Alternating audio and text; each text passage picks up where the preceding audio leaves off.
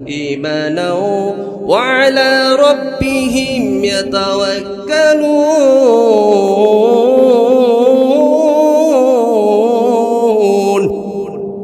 ভাইরা আমার, বন্ধুগণ আমার, আল্লাহ রাব্বুল আলামিন বলতেছেন জাদাতহুম ঈমানা, যে ব্যক্তি কোরআনকে তেলাওয়াত করবে আল্লাহ রাব্বুল আলামিন তার ঈমানকে বৃদ্ধি করে দিবে। বলেন সুবহানাল্লাহ।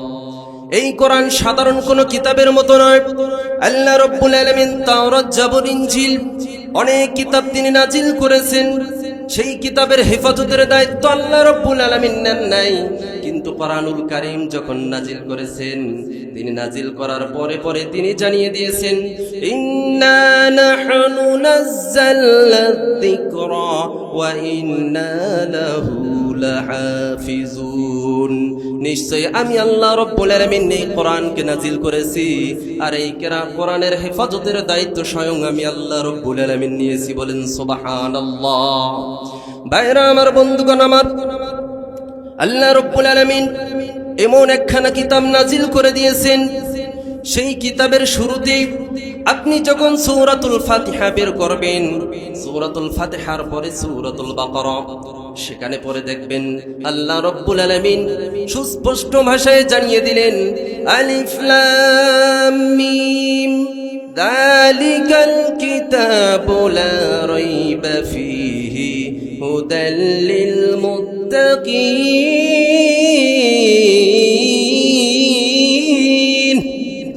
আল্লাহ রাব্বুল আলামিন বলছেন আলিফ লাম মিম হরফে মুকাত্তাআত, আল্লাহু আ'লামু বিমুরাদিহি। এর অর্থ, এর তাফসীরের ব্যাখ্যা বিশ্লেষণ শুধুমাত্র কেবলমাত্র একজন জানেন, তিনি কে? আল্লাহ রাব্বুল আলামিন জানেন। এই আয়াতগুলো আল্লাহ রাব্বুল আলামিন নাজিল করেছেন আলিফ লাম মিম কাফ হা ইয়া আইন সাদ তাসিন হামিম। এই সমস্ত আয়াত আল্লাহ রাব্বুল আলামিন নাজিল করে দিয়ে সারা পৃথিবীর যত বড় বড় দার্শনিক আছে, পণ্ডিত আছে, যত বড় বড় তাফসীরকারক আছে, মুফাসসির আছে, সকলের মুখকে আল্লাহ রাব্বুল আলামিন বন্ধ করে দিয়েছেন। এর ব্যাখ্যা আর বিশ্লেষণ সারা পৃথিবীতে কোনো মানুষ করতে পারে নাই, আর কিয়ামত পর্যন্ত কেউ পারবে না। কথা বলেন ঠিক কি না? ভাইরা আমার, বন্ধুগণ আমার, দুনিয়ার বড় বড় লেখক আছে, তারা কোনো বই বা কিতাব যদি লেখে, কিতাবের লেখার ভূমিকায় তারা আলোচনা করে আমি এমন একখানা বই লিখতেছি বা আমি একটা বই লিখলাম, এই বইয়ের যদি পৃষ্ঠার মধ্যে বা লেখার মধ্যে বা কোনো আয়াতের মধ্যে এরকম ভুল ত্রুটি হয়ে থাকে, কোনো লাইনের মধ্যে, কোনো সাফার মধ্যে যদি ভুল ত্রুটি হয়ে থাকে, অবশ্যই আপনারা আমাকে অবগত করে দিবেন, আমি সামনের সংস্কারে সংশোধন করে নেব। কথা বলেন ঠিক কিনা? আল্লাহ রাব্বুল আলামিন এমন একখানা কিতাব আমাদের প্রতি নাজিল করলেন। নাজিল করার পরে হেফাজতের দায়িত্ব আল্লাহ রাব্বুল আলামিন নিলেন। অতঃপর তিনি বলতেছেন জালিকাল কিতাবু লা রাইবা ফি, এমন একখানা কিতাব লা রাইবা ফি, তার মধ্যে কোনো সন্দেহ নাই, কোনো সংশয় নেই। জোরে জোরে বলেন সুবহানাল্লাহ।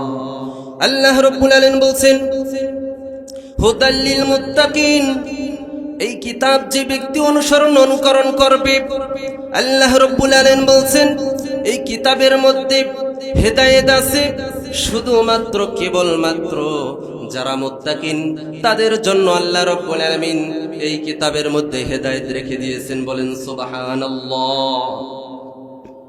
এর মানে সুস্পষ্ট হয়ে গেল, অন্তরের মধ্যে যদি মুনাফিকি থাকে, ওই ব্যক্তিকে কশিনকাল ওই কোরআন সিরাতি মুস্তাকিমের পথে উঠাতে পারবে না। যার অন্তরটা পরিষ্কার আছে, হেদায়েত গ্রহণ করার যোগ্যতা আছে, ওই ব্যক্তির জন্য এই কোরআনের মধ্যে হেদায়েত আছে। কথা বলেন ঠিক কিনা?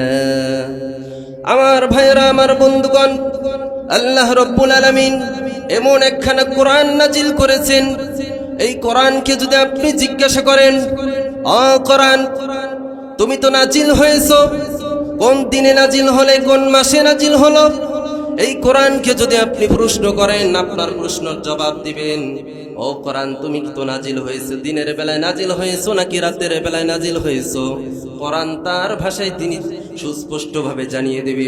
إنا أنزلناه في ليلة القدر وما أدراك ما ليلة القدر বলেন সুবহানাল্লাহ আল্লাহ রাব্বুল আলামিন বলছেন ইন্না আনজালনাহু ফি লাইলাতিল কদর নিশ্চয় আমি এই কোরআনকে আমি আল্লাহ রাব্বুল আলামিন নাযিল করে দিয়েছি কদরের রাতে বলেন সুবহানাল্লাহ যদি কোরআনকে আপনি জিজ্ঞাসা করেন রে কোরআন তুমি তো নাযিল হয়েছো 12টা মাস আছে এই 12টা মাসের মধ্যে কোন মাসে তুমি নাযিল হয়েছো কোরআন তার ভাষায় সুস্পষ্টভাবে জানিয়ে দিবে শাহরু রমাদানাল্লাযী উনজিলা ফীহিল কুরআনু হুদাল লিন-নাসি ওয়া বায়িনাতিন মিনাল হুদা ওয়াল ফুরকান কোরআন তার ভাষায় সুস্পষ্টভাবে জানিয়ে দিলেন শাহরু রমাদানাল্লাযী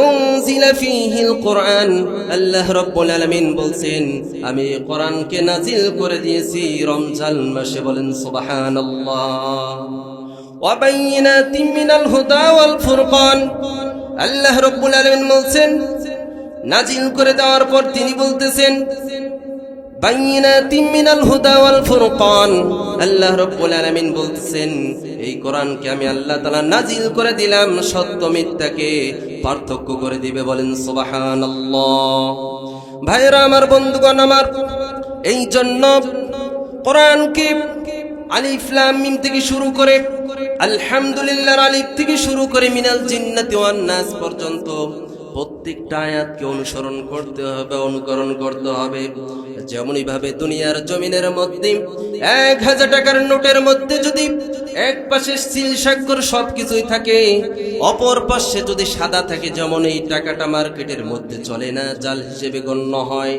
ঠিক তেমনি ভাবে কিছু আয়াত আমরা মেনে নিলাম